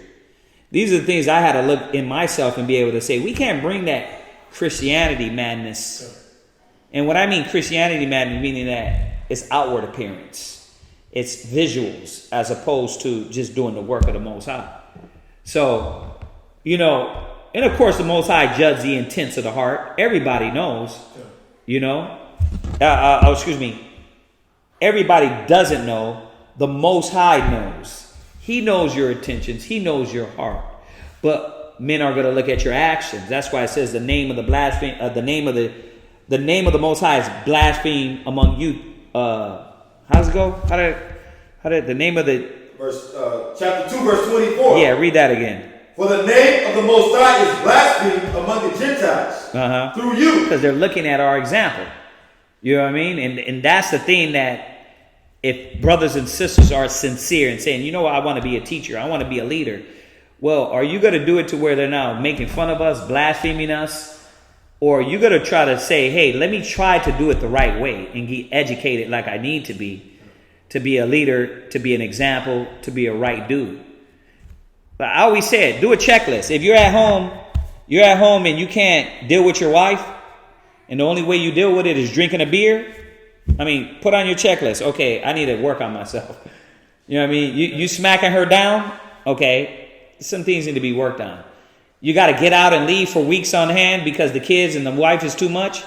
And I say that off of Timothy's. If you can't take care of your own house, can't take care of the house of the Lord. So you got to check on you. And that's not me saying, hey, listen, take your time. Use that as an excuse. I'm saying check yourself before you wreck yourself, right? Where are we at? Verse 28. Go ahead. For he is not a Jew, which is one outwardly. Right. Neither is that circumcision. Right. Which is outward in the flesh. Yeah, it's not about the flesh only. It's not about that. But this is what Yahweh Shai and Paul was so good at, checking these hypocrites. And that's why in Acts 15 it was like, okay, y'all putting this yoke on them. That's why in Galatians, he mentioned that to them. He said, if thou, being a Jew, livest after the manner of the Gentiles, and not as the Jews, why compellest thou the Gentiles to live as the Jews? He's checking them, checking that hypocritical outlook, mind state. Go ahead. Verse 29. Go ahead. But he is a Jew, which is one inwardly. Right? But that's nothing new. That's what the scriptures say. Watch. Go to Jeremiah 4:4. This is nothing new.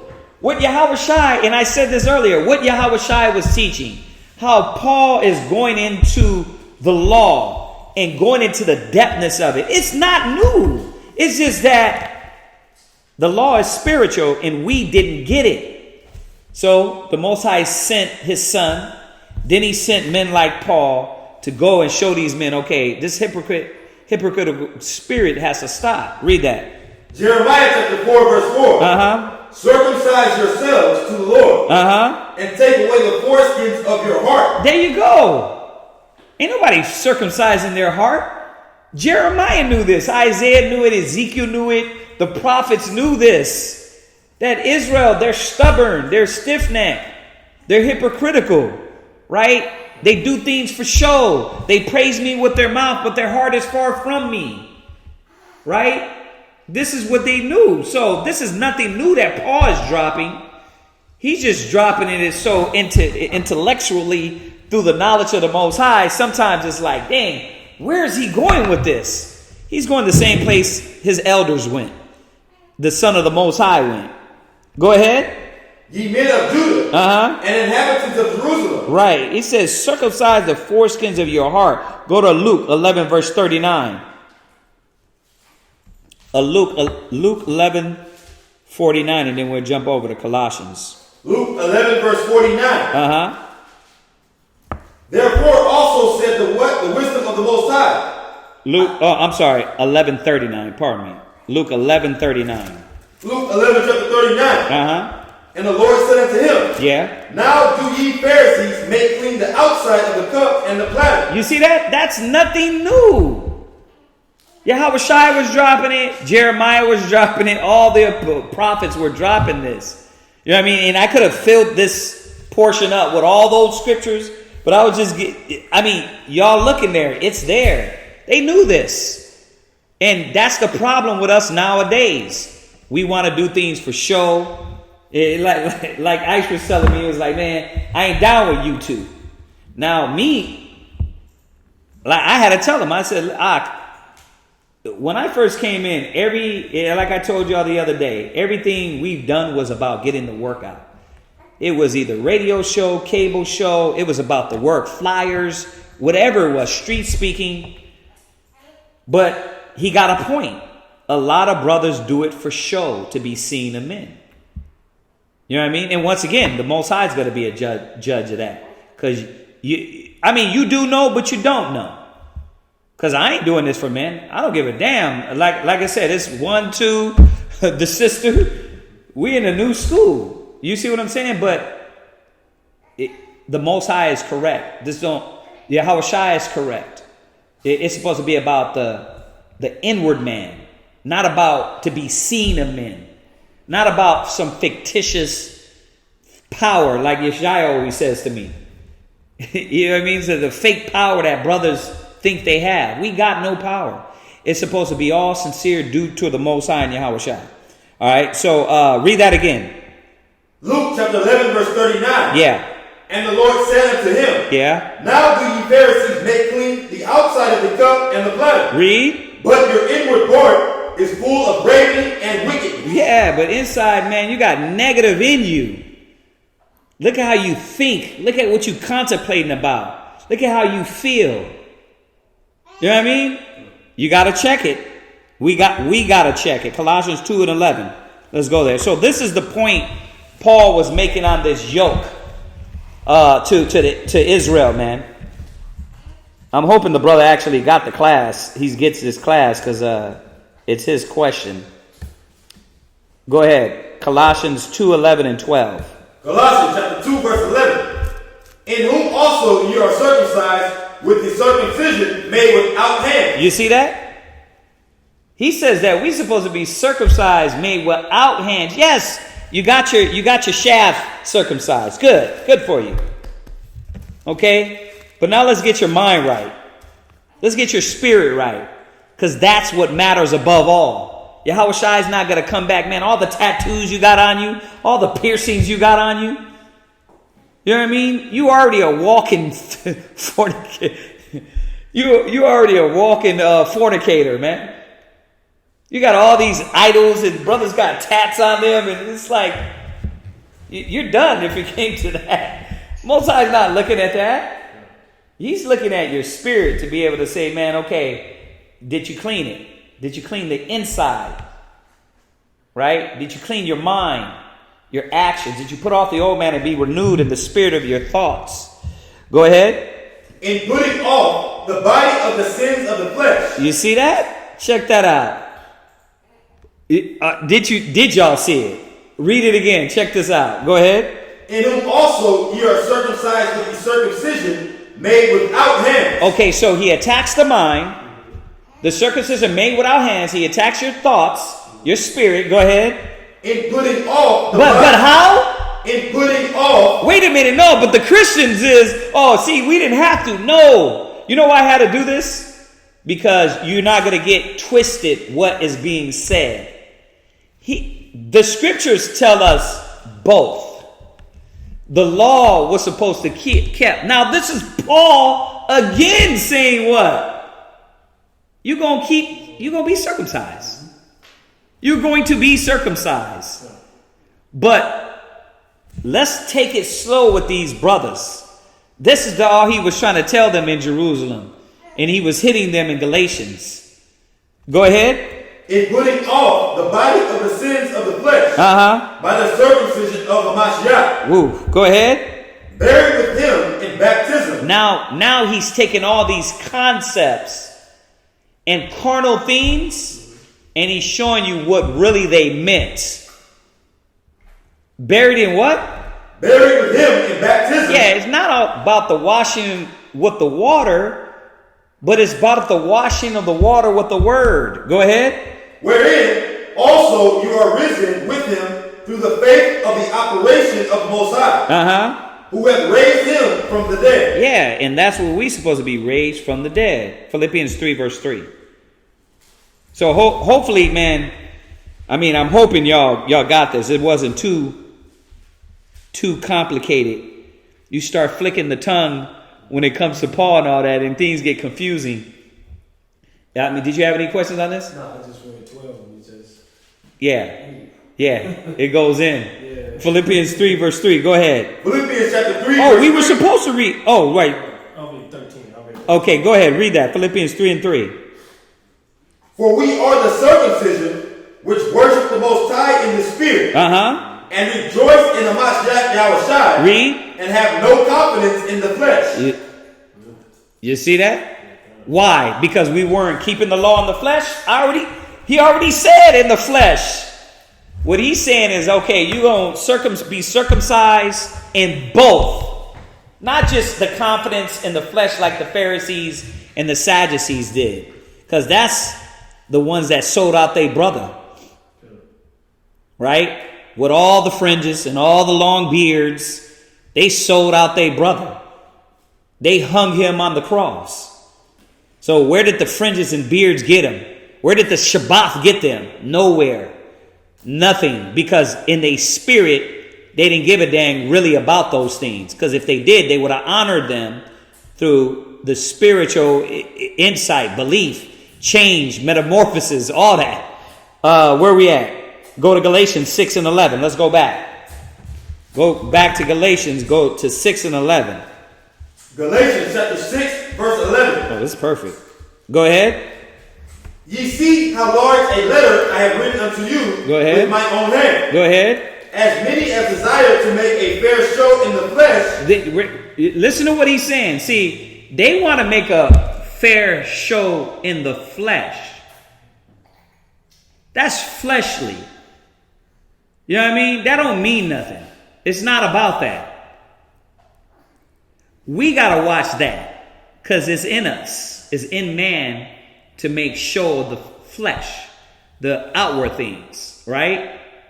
Now, we're going to do those outward things, but that's not what it's supposed to be about. If y'all don't get it by now, go ahead. They constrain you to be circumcised. Right. You see what he's saying?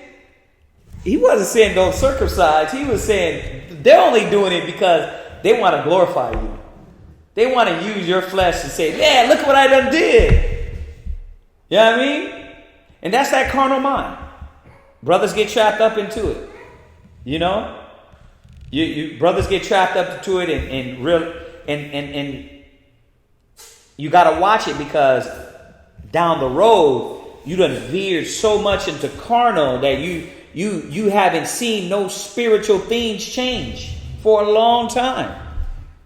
Because you're looking for carnal things. Thinking that godliness is gain, money, success, brothers, sisters. This is what I need. Now, the Most High has pleasure in the prosperity of the saints. Right?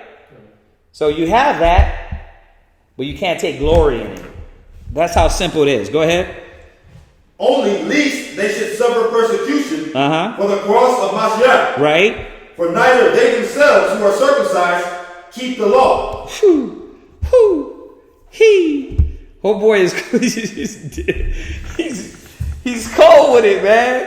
He's cold with it. And that's how it be. This is how it be. Like, brothers got to really check their mind state. Like, you don't even keep the laws. Who the hell are you? Y'all see that? Go ahead. But desire to have you circumcised. Read. That they may glory in your flesh. That they may glory in your flesh. So you see why he was, now when you go back to Acts 15, you can see, now I know what he was saying.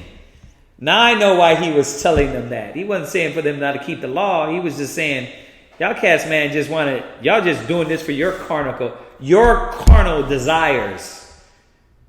Not for the inward men to change in these men. And that's dangerous. It's dangerous because what do you get when you don't work on the inward men of your congregation? You get Christianity all over again. Right?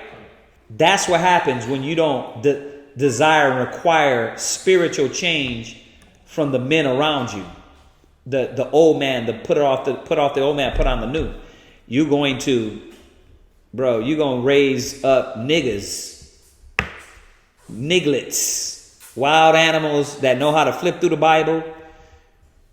We got to watch it. Go ahead. Verse 14. But the Most High forbid that I should glory, save in the cross of our Lord Yahushua HaMashiach. He's like, man, I'm only going to glory in Yahushua. I'm not going to glory in the carnal aspect. Go ahead. But I want to bring y'all to notice that imagine if we just went to Galatians, the 6th chapter and the 12th verse, and you didn't get all those other precepts with it, what would it sound like? You don't need to get circumcised. That's why I said it. Yeah, the law is not necessary. That's why I went through it like that. Because Paul, he would make you think that sometimes like, damn. But when you read everything in this context, you're like, okay, I get what he's saying. So, finish that. By whom the world is crucified unto me, and I unto the world. Okay, go to Galatians 5 and 3. Galatians 5 verse 3. For I testify against to every man that is circumcised. Yeah. That he is a debtor to do the whole law. Right. So, he came back and he showed you, man. You're debtor now.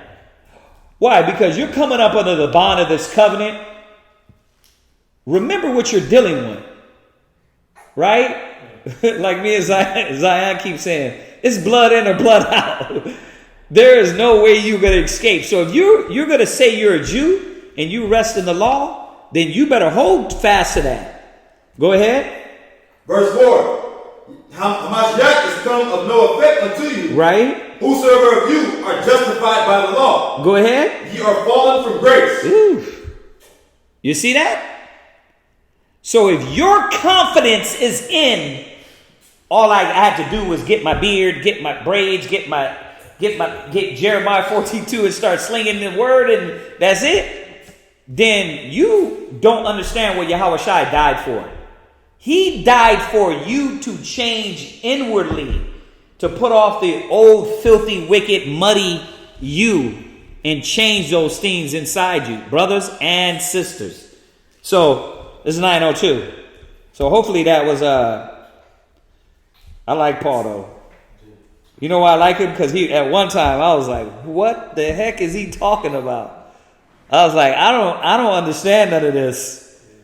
Like when you read, like when I first came here, I was like, what the hell is he saying? He utilized the two-edged sword metaphor. Yeah, the two-edged sword metaphor, exactly.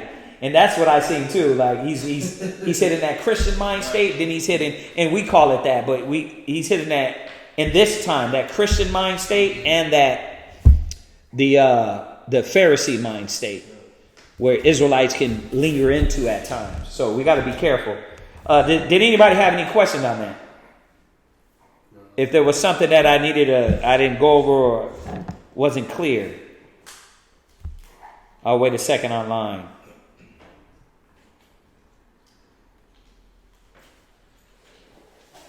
I'll wait a second to see if they got anything online. And if not, that'll be it. Anybody have anything? Let me check the comments. So what are they talking about in there? What they talking about in these streets? The guy and the asked a question. The mailman, Malak Ban Yasharala. Oh, he is there with us? Yeah, he said, Shalom. Hello, yeah. Yeah. He said, this topic expounds on my question from the other day. Yeah. Yahweh is good. Yeah, the Most High is great. Barakatah how about Shimei Shai?